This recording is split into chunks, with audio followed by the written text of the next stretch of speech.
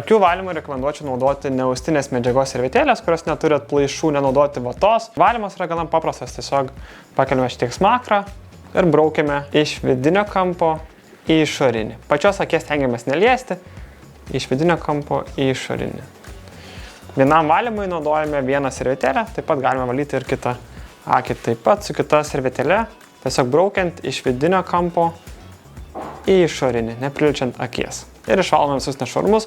Valymui naudokite atvėsintą virintą vandenį arba veterinarinės priemonės, jų į akį pilti nereikia. Kaip aplikuoti akių lašiukus savo gyvūnui? Galime prieiti iš priekio arba iš galo. Turime šiek tiek pakelti smakrą į viršų ir su ranka pakelti voką. Pakėlus voką spaudžiame lašą ir lašas patenka į akį. Kaip aplikuoti akių tepalą savo gyvūnams?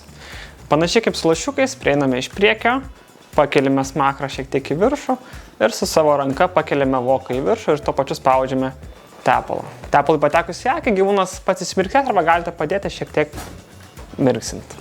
Ir nepamirškite naudoti skanėstus po procedūrų.